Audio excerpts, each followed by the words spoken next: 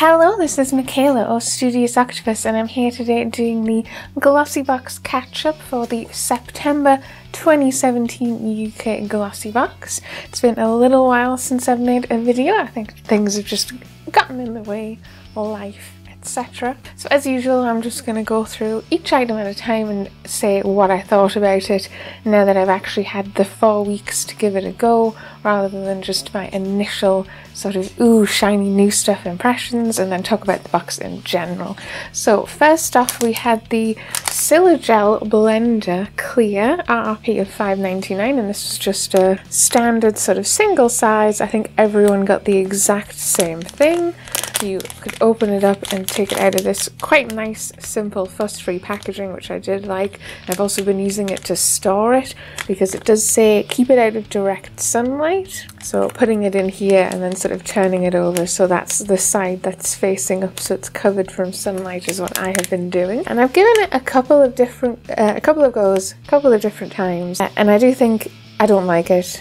And I do think it's also one of those things that I think I said in the video, I suspect people will either like this or not like this, and you won't really know until you try, and I just don't think I like it. Part of it is probably you would get used to it, but I feel like it takes such a long time to put makeup with it now that it doesn't feel worth it when I could just use a regular sponge. Especially since I'm pretty sure a lot of the directions for using these are use these to apply makeup and then finish it off with something else that will give you the nicer finish, which feels a lot like me, that you're just adding an extra step when you could just use that one thing in the first place that gives you a nicer finish as you're applying, which is just what I do. I use either a nice, really dense, flat little top brush, which I like to buff foundation on with, or I will just use a Real Technique sponge,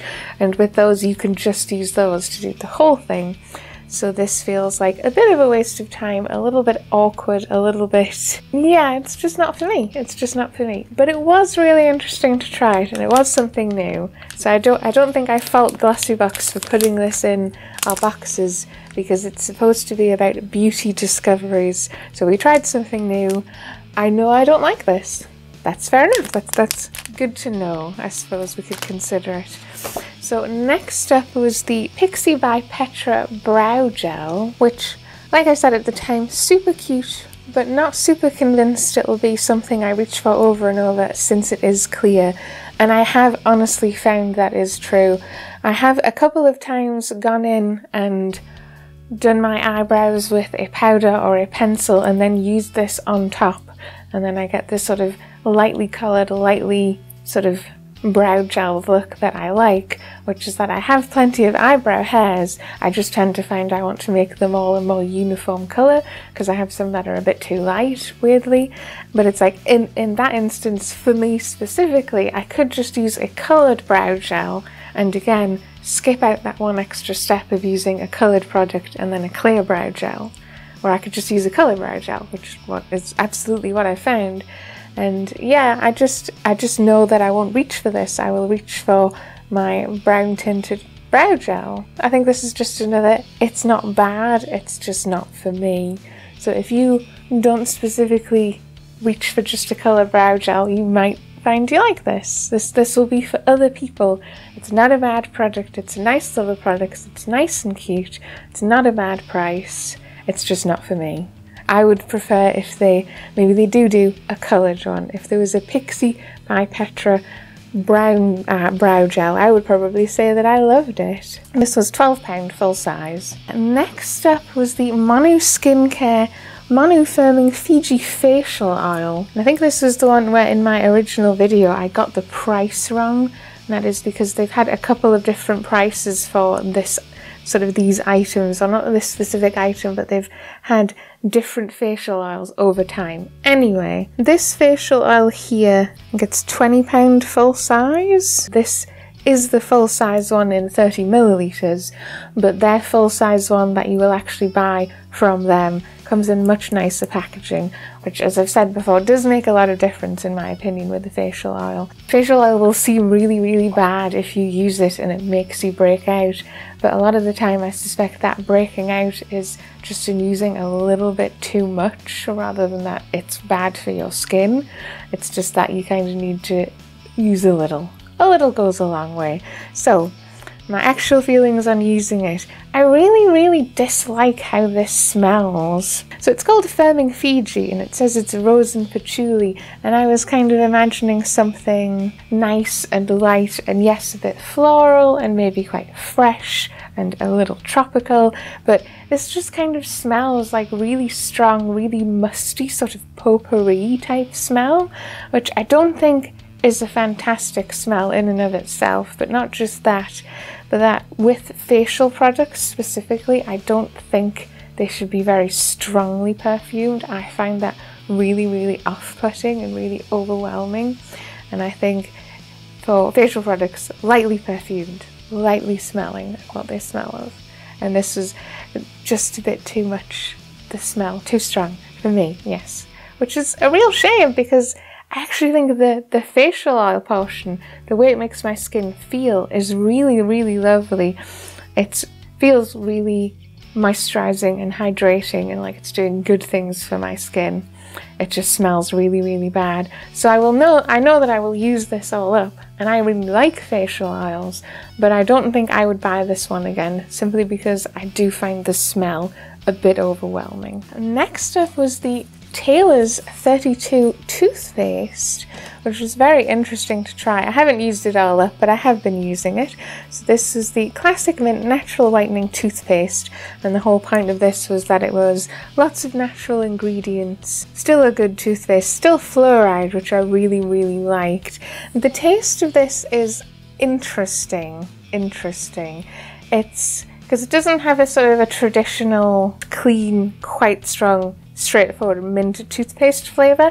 It kind of reminds me specifically of mint chewing gum. It has that sort of weird taste that specifically chewing gum has, which is interesting and not bad, but I kind of didn't expect it. Same as the non-foaming thing is a little weird and is something you have to get used to, but you do get used to it in the same way that you can swap from non-foaming facial washes, and you just have to make yourself go, it's not foaming, that's fine, it's still working, it's just non-foaming. What I actually did really, really like about this is I did feel like the whitening aspect of this really, really worked very well, because we've had a whitening toothpaste before like a year or maybe like more than that ago, and I don't feel like that one had that sort of immediate, you brush your teeth once and you can tell the difference whitening effect, I don't think.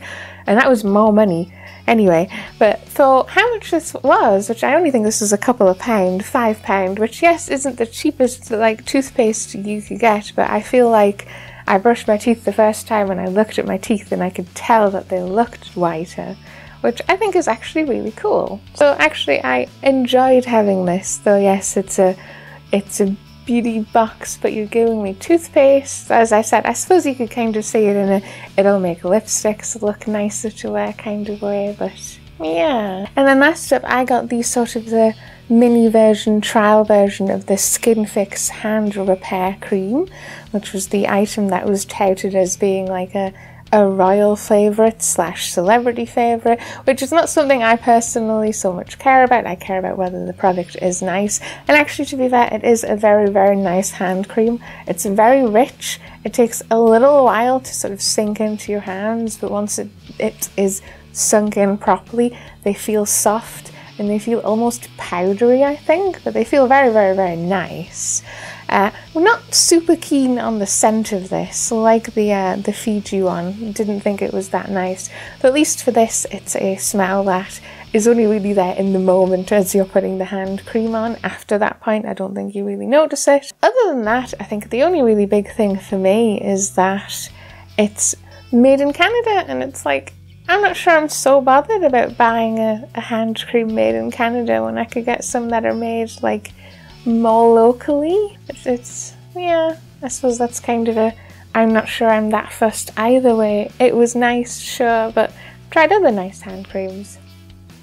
It was nice. So that was my Glossybox Catchup.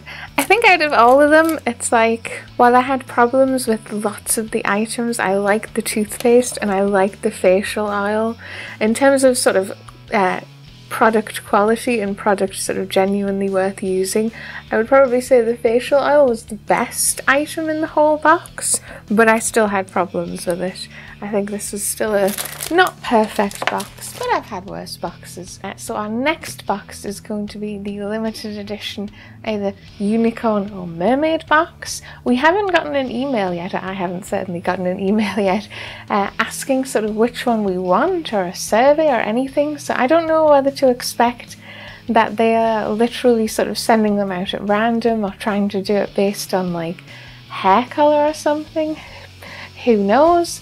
I'm pretty sure all boxes get the Makeup Revolution Mermaids vs Unicorn palette anyway, which I'm looking forward to. I don't actually have any Makeup Revolution eyeshadow palettes specifically. Weirdly enough, I've tried like some of their other makeup lines and you know, concealers and this, that and the other, but I don't actually have one of their eyeshadow palettes specifically. I usually buy the MUA one, so it'll be interesting to try, and it looks like it's going to be a more unusual style of palette. It's not just going to be another neutrals palette, which I think a lot of people have, like, you know, a handful of neutral palettes. It's going to be something a little different, which I think I will like, but I suppose other people might find it less useful and less usable. We'll see. But yeah, so that was the catch-up, and I will see you again next time. Hello, this is Michaela, or Studious Octopus, and I'm here today doing the September 2017 UK Glossybox unboxing. It just arrived. Nice. I quite like the sort of, ooh, Thomas, there's nothing outside. The body's in the building. You don't have to say it as well, he says it. I know, but he was really quiet. For me, at least.